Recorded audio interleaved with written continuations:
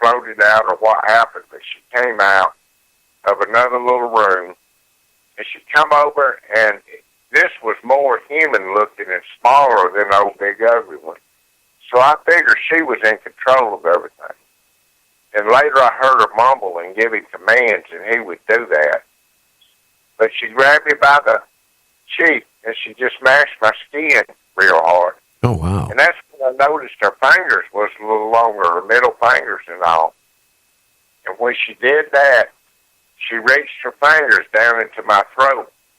And that little deal that hangs down in the back, she tried to curdle and come up in that and go into my nasal cavity. Well, I was choking. I was afraid and starting to bleed. And she pulled her hands out because I guess she sensed a fear.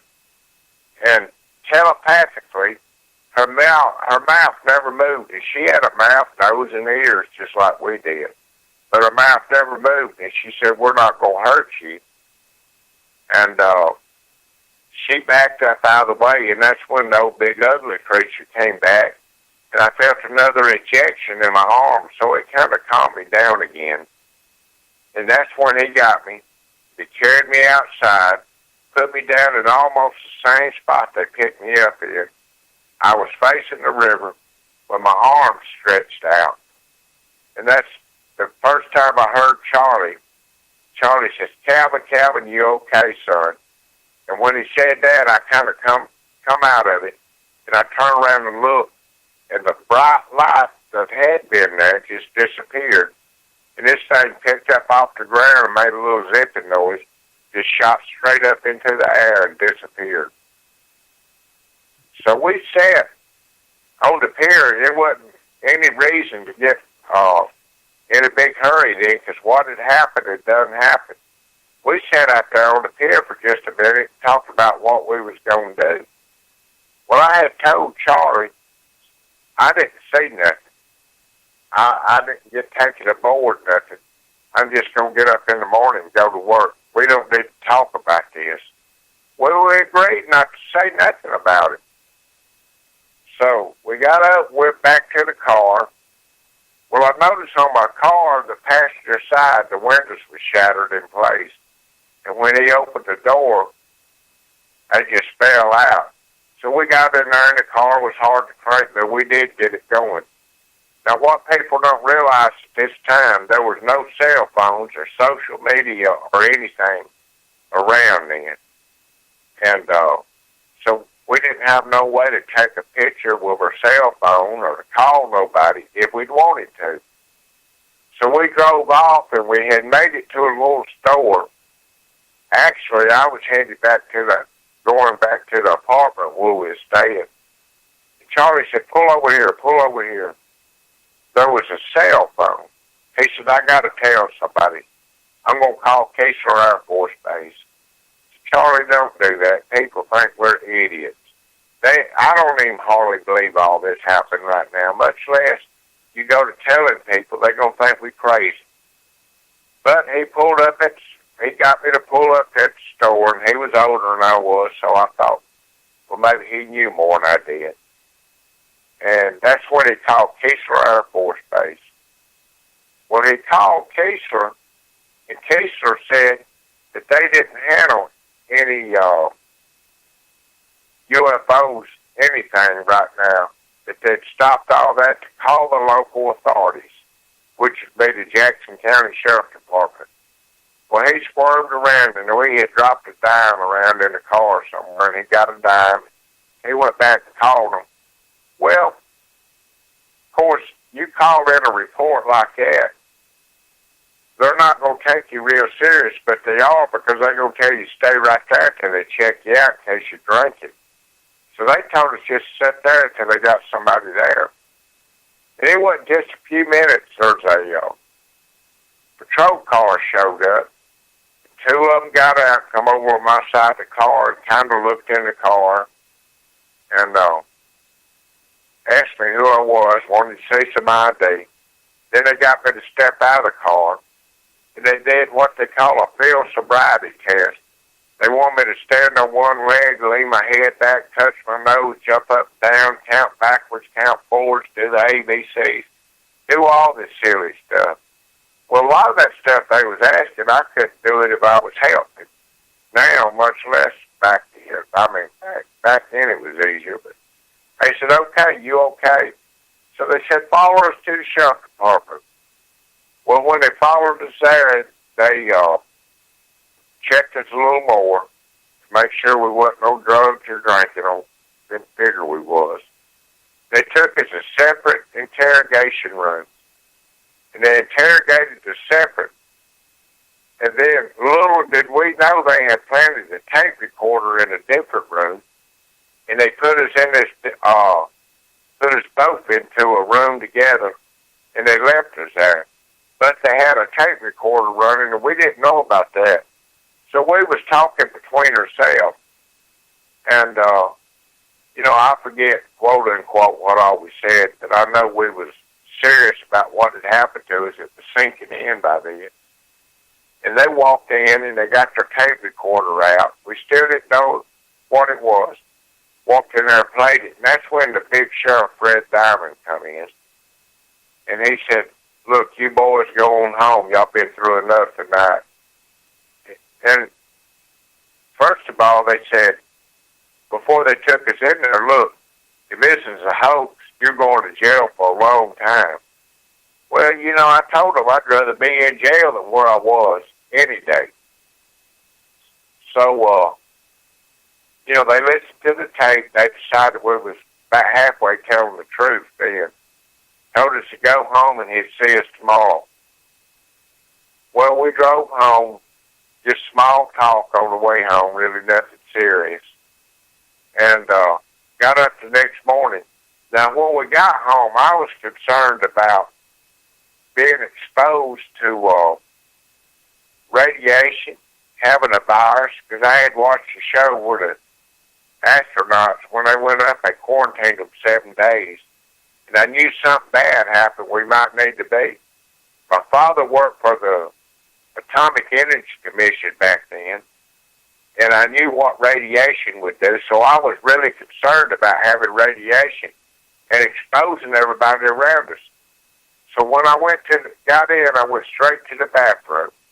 I pulled all my clothes off, even my shoes, put them in a paper bag, and there was bleach setting up in the bathroom, and I took and got in the shower, and I poured that bleach on my head, and just let it run down me and rubbed it in, took a shower and put on clean clothes. The next morning, I carried them clothes out to the dumpster and threw them in the dumpster. I wish I'd kept them.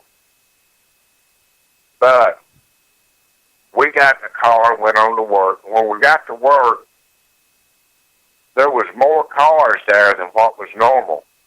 And little did I know, the sheriff and all promised not to leak it out to the press. Uh-huh. Charlie promised me he wouldn't leak it to the press.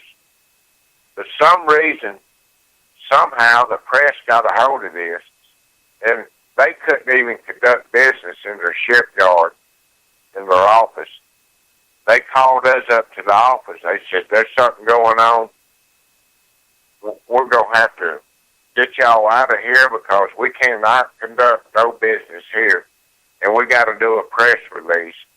So somebody in the press had leaked it to them, and I feel like somebody might have had a scanner. Back then, scanners was popular, and they was probably listening to a police scanner how it got leaked out. Oh, yeah. A lot of the news media and radio stations, TV stations, that's what they did and still do, is they use scanners. Right. And I honestly feel like that's how the story got leaked. Because Charlie and I had promised each other we wasn't going to leak it. And I asked the sheriff, and he said he wasn't in the news media business. He wasn't about to leak it out. So it got leaked somehow. And it went worldwide, not just here in Mississippi.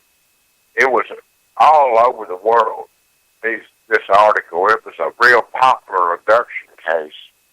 Oh, yeah. It's one of the most famous. Can I ask you a question, though, Calvin? How did the people that you knew at that time frame treat you after it got into the news media? Did they start treating you any different? No, sir. The news media hounded me, but the people that I work with, they didn't ask me anything. Now, up until July of 2018, I didn't even tell my wife. I was engaged to get married. My family, my friends, I never talked about it. They'd go to talk to me about it, and I just shut down and not say nothing. And that's part of the reason for me to write this book. So, but everybody treated me well that I knew. I had very little skepticism in my life. Yeah, you're lucky because some people do. I mean, people that have had encounters. I had an encounter myself with something, I don't know what it was, in the 70s in New Mexico in the desert. And it was a bright light where, I was traveling with my wife at the time. And too bad they didn't abduct her and just take her and keep on going. But anyway, I thought I was getting pulled over by a helicopter. I got out of the car and there was no sound of anything. This dead silence. And then within maybe a few seconds, that bright light, poof, went away. And I tell you, it was brighter than probably daylight. That's how bright it was. And it again, it's those type of situations you kind of, force it in the back of your brain for many years. Yeah, it's hard to describe that light. That's the brightest light I've ever seen. But everybody that knew me back in, as I said in the book, I was the kind of guy you'd want your daughter to marry because I was a Christian. I felt good about things. I never got in no trouble. I didn't watch TV. All I did was work. So, everybody believed me. But I didn't have to tell them nothing for them to believe me. The news media did it. And, buddy, did they tell some good ones. Oh, things kind of changed a little bit. Now, can I ask you some questions? Yes, sir, you can. Okay, when you were abducted and you were taken aboard that spacecraft, first thing, what did the spacecraft, do you remember what it kind of looked like and how big it was? It was probably 120, 180 foot. Now, I don't know about the depth on the inside, but I could tell it was fairly large when we went in there. It was oval shaped, kind of like a football. But the colors and all, the bright light was so bright it was hard to describe any kind of colors because the light was in your eyes. Now, the other question I have, like the lady alien, for example, when she was examining you, did she kind of show any emotions at all, or was she stone cold? Like, you were being examined like you would take a frog in junior high school and dissect it. Well, I thought about that a lot. In a way, she seemed stone cold, but when she seen I was strangling, she pulled her hands out and more or less just told me, they wasn't going to harm me in any way. Kind of like an apology in a way. So I feel like she had emotions, and she had a little sympathetic toward us. Now I don't know that. She might have pulled her head off, but I don't know. Yeah. So she showed maybe a little bit of compassion when she realized she hurt you. She did. Now the old big ugly creature that I call it, he didn't have no emotions, no feelings or nothing toward us. He had a job to do. He did his job. He brought us in there. And I think if they had told him to, he would have really put some pain upon us. But I think he was controlled by something else or someone else.